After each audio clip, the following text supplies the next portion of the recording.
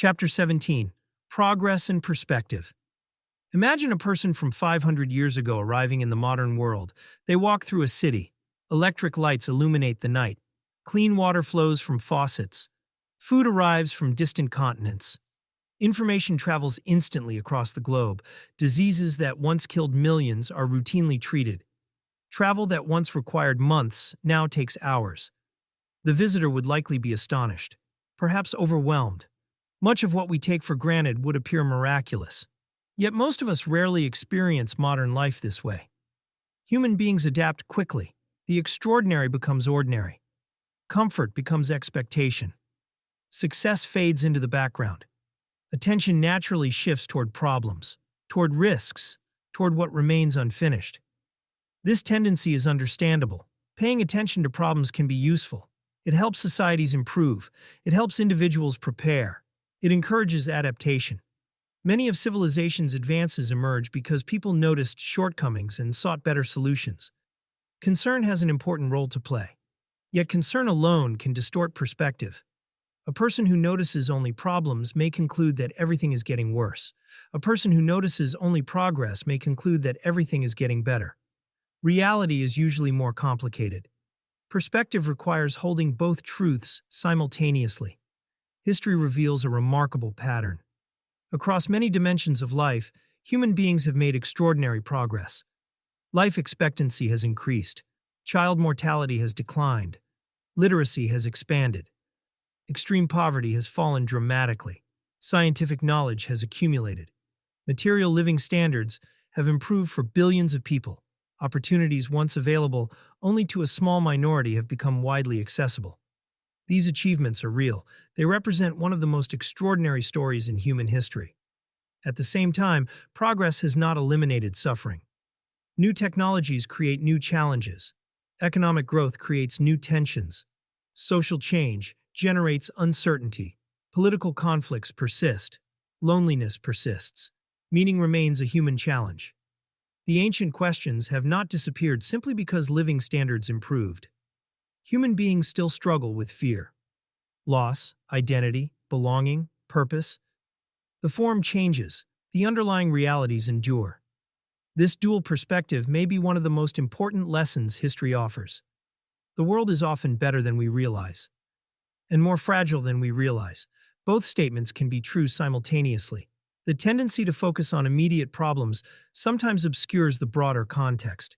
News naturally emphasizes disruption, conflict, crisis, danger. Quiet successes rarely receive the same attention. Hospitals functioning normally are not headlines. Electricity arriving reliably is not news. Food appearing on shelves is not news. Peaceful cooperation among millions of strangers rarely attracts attention. Yet these realities form much of the substance of daily life. This does not mean concern should be dismissed. Many challenges are real. Environmental pressures, institutional weaknesses, political polarization, technological disruptions, energy constraints, economic uncertainties. Civilizations ignore such concerns at their peril. Perspective is not denial. Perspective is context. A useful question is not, are things getting better? Or, are things getting worse? Those questions are often too simple. A more useful question may be, compared to what? Compared to what came before? Compared to alternative possibilities? Compared to the conditions most human beings have experienced throughout history? Context changes perception. The study of civilization repeatedly reveals a tension between gratitude and responsibility. Gratitude recognizes the inheritance we have received. The accumulated knowledge, institutions, technologies, infrastructure, and sacrifices that make modern life possible. Responsibility recognizes that this inheritance must be maintained, improved, and passed forward. One without the other becomes incomplete. Gratitude without responsibility becomes complacency. Responsibility without gratitude becomes resentment. Wisdom requires both. This realization changes how we view ourselves. We are neither the culmination of history nor its victims. We are participants, temporary stewards within a much longer story. The civilization we inherited was built by people we will never meet.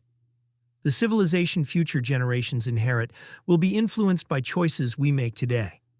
Perspective expands when we recognize our place within that larger continuity. A pattern should now be becoming visible. Throughout this book, we have explored the layers that make civilization possible: human nature, trust, institutions, energy, complexity, constraint. History reveals both the achievements and vulnerabilities of these systems. Progress emerges. Challenges emerge. The story remains unfinished. Civilization is neither a utopia nor a catastrophe. It is an ongoing human project. Perhaps the deepest value of perspective is that it restores proportion. It reminds us that many of our concerns are real, but not unprecedented.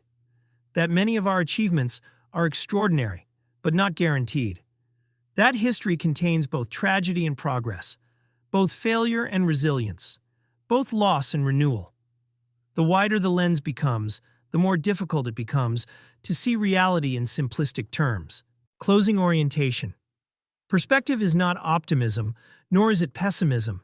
It is the attempt to see clearly, to recognize genuine progress without ignoring genuine problems, to acknowledge fragility without surrendering to despair, to appreciate the inheritance we have received while remaining aware of our responsibility to those who follow. Civilization appears differently when viewed through the long lens of history. The world becomes neither perfect nor hopeless. It becomes complex, remarkable, imperfect, and worthy of careful stewardship. We have explored the human foundations of civilization, the stories that sustain it, the institutions that preserve it, the energy that powers it, the constraints that shape it, and the historical perspective that helps us understand it. One final question remains: how should we live in relation to all of this? What orientation becomes possible when we recognize both the fragility and the wonder of the world we inhabit? To answer that question, we arrive at the final destination of our journey: carrying reality consciously.